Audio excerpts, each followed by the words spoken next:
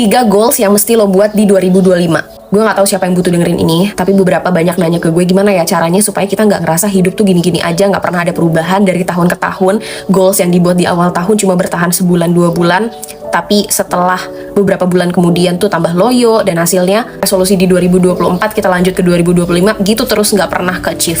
Step pertama yang harus lo lakuin adalah breakdown dulu hal-hal yang pengen lo prioritaskan. Kategorinya bisa kesehatan, karir, spiritualitas, atau apapun yang menurut lo penting.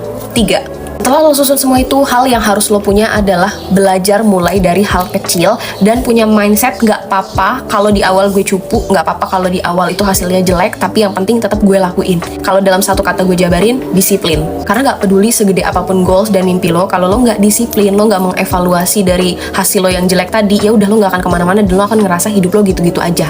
Kedua yang sangat gue sarankan untuk lo punya di 2025 adalah cari hobi yang sifatnya tuh investasi. Misal, coba olahraga. Cobain aja semua olahraga selagi lo punya waktunya, selagi lo punya materinya. Nggak apa-apa banget dibilang FOMO menurut gue ya. Explore aja sebanyak mungkin hal, karena lo nggak akan pernah tahu nih ya. Gue dulu juga nggak pernah olahraga tahun lalu.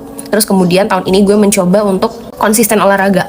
Memang hal tersebut nggak menghasilkan uang, tapi secara nggak langsung, dampak jangka pendeknya adalah gue ngerasa happy karena gue bisa dapat hormon endorfin dari situ. Dampak jangka panjangnya belum gue rasain, tapi gue menginvestasikan sesuatu yang memang tubuh gue butuhin.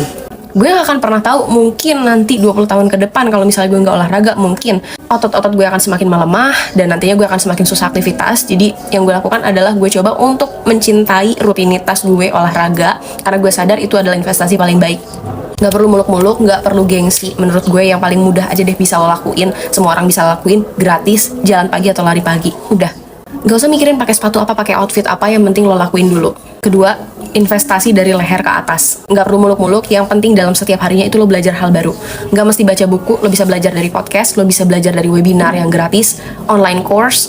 Tapi gue pribadi sangat menyarankan lo untuk coba baca buku. Mulai baca dari yang paling ringan dan paling lo suka atau paling bikin lo penasaran aja dulu. Karena baca buku itu gak cuma nambah wawasan lo aja, tapi nambah vocabulary lo, cara lo berbicara, cara lo berempati sama orang, cara lo nge-treat orang juga akan beda. Melatih fokus lo di dunia yang serba cepat dan digital ini supaya lo gak gampang untuk craving sesuatu yang sifatnya itu instant gratification. Kalau lo tanya ke gue satu buku apa yang harus lo baca sebelum 2024 selesai, ini bukunya tipis tapi gue sangat rekomen. Komen di bawah kalau misalnya lo pengen gue bahas ini. Hal ketiga, yang terakhir, goal yang harus lo punya adalah coba untuk tracking hal-hal yang udah lo lakuin dalam setiap minggunya, setiap harinya, setiap bulannya, supaya lo tahu progres lo tuh udah sampai mana sih. Memang kadang kita tuh nggak bisa achieve goals yang udah kita buat, tapi kalau kita tuh punya tracker yang jelas, kita akan lebih bisa mengapresiasi diri lo.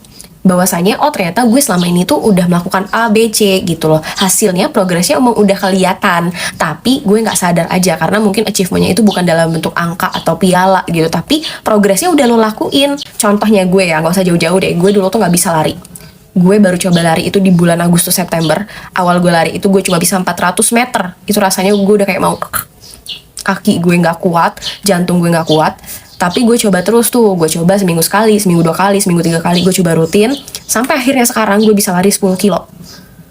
Gue 2 bulan lalu gak akan nyangka, dan semua itu gue track, makanya gue bisa tahu progres gue. Jadi kalau lo ngerasa hidup lo gitu-gitu aja, mungkin lo gak punya tracker yang jelas, apa aja sih yang udah lo lakuin, progres apa sih yang udah lo lakuin, jadi lo susah untuk mengapresiasi diri. Kalau gue pribadi, hal yang gue lakuin adalah biasanya kalau untuk habit, to-do list, goals, dan hal-hal apa yang gue lakuin itu gue buatnya di journaling. Dan journaling yang gue punya itu adalah journaling manual, jadi bukan digital. Kalau lo pengen tahu juga tentang itu, coba komen di bawah.